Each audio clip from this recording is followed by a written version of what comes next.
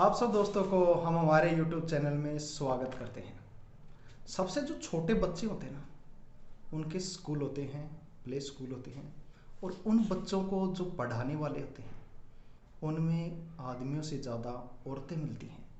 आदमी तो हमें इक्का दुक्का पढ़ाने वाला मिलता है, लेकिन उससे ज़्यादा औरतें मिलती हैं।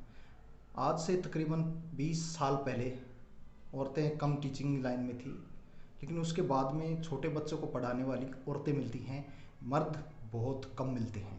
पहले मर्द पढ़ाते थे, वो 6 या 7 साल के बच्चे को स्कूल में जाता था और बच्चा समझदार हो जाता था, फिर उसको पढ़ाते थे।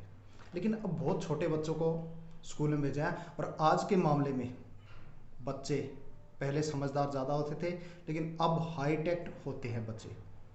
समझदार कम होते हैं, लेकिन हाई टेक बच्चे ज़्यादा होते हैं। छोटी छोटी बातें इधर उधर से करने आते हैं। पहले जहाँ पर भी धमका दिया तो पेरेंट्स का भी नहीं होता था और बच्चों में था। इस मास्टरों की दुख भरी दुविधा जो छोटे बच्चों को पढ़ाते हैं, उनके लिए कुछ चंद लाइनें लिखी हैं, वो आपके समक्ष पेश कर रहा हूँ।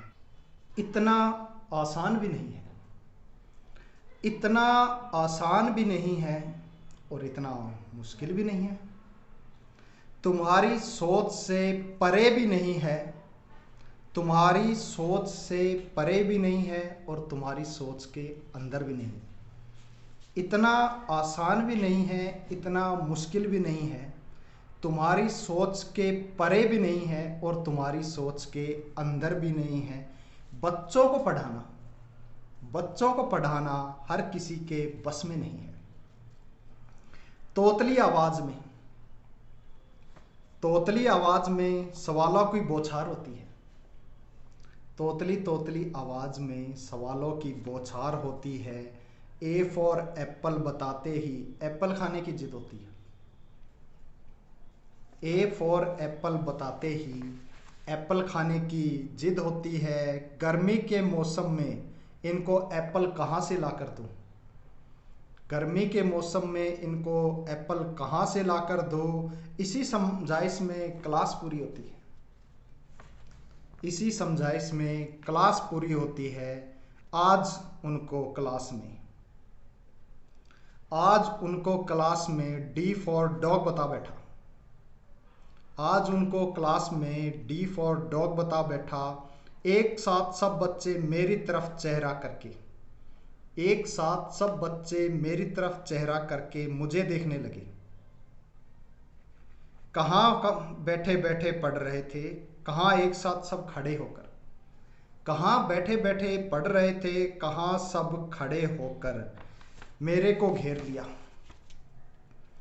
सबने एक साथ खड़े होकर मेरे को घेर लिया। सर मेरे पास डॉग है, सर मेरे पास छोटा डॉग है, सर मेरे पास बड़ा डॉग है, सर मेरा डॉग सुंदर है, सर मेरा डॉग ताकतवर है, सर मेरा डॉग सबसे बड़ा है।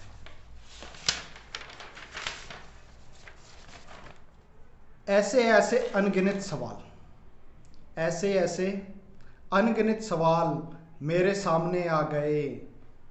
इनका कौन क्या जवाब दे? ऐसे सवालों का भला कौन क्या जवाब दे?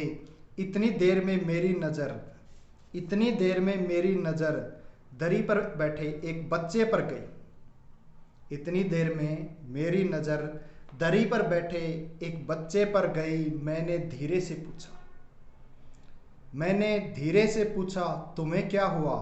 मासूम चेहरे से जवाब मिला, सर कल ही मेरा डॉग मर गया।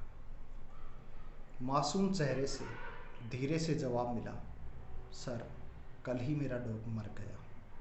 इतनी देर में पीछे आवाज आई, इतनी ही देर में पीछे से जोर की आवाज आई, तुम बच्चों को ऐसे पढ़ाते हो? तुम बच्चों को ऐसे पढ़ाते हो? तुम्हें बच्चों को पढ़ाना नहीं आता। पीछे मुड़कर मैंने जब देखा तो एक बड़े कॉलेज के प्रोफेसर साहब, एक बहुत बड़े कॉलेज के प्रोफेसर साहब चेकिंग करने के लिए आए थे। क्लास से बाहर निकलो, मैं तुम्हें बताता हूँ। क्लास से बाहर निकलो, मैं तुम्हें बताता हूँ बच्चों को कैसे पढ़ाता है। क्लास से बाहर निकलो, मैं तुम्हें बताता हूँ बच्चों को कैसे पढ़ाना है। आधा घंटा बाद आधा घंटा बाद वो साहब मेरे पास आए। आधा घंटा बाद वो साहब मेरे पास आए। कैसे पढ़ाते हो इन बच्चों को? बड़ा मुश्किल काम है इनको समझाना। कैसे पढ़ाते हो इन बच्चों को? बड़ा मुश्किल काम है इनको समझाना। ना इनको धमका सकते हैं, ना इनको धमका सकते हैं, ना इनको डरा सकते हैं। हमको जो समझदार बच्चे मिलते हैं, प्रोफेसर साहब ने अपने बारे में कहा कि हमको जो समझदार बच्चे मिलते हैं हम उनको ही पढ़ाते हैं, बाकियों को टरका देते हैं। कॉलेजों में जो समझदार बच्चे मिलते हैं प्रोफेसर साहब उनको पढ़ाते हैं, बाकियों को टरका देते हैं। हम अपने फर्ज से गद्दारी व तुम वफादारी करते हो। सलाम है तुमको देश का भविष्य बनाने के लिए। कविता अच्छी लगी हो तो शेयर जरूर कीजिएगा। धन्यवाद।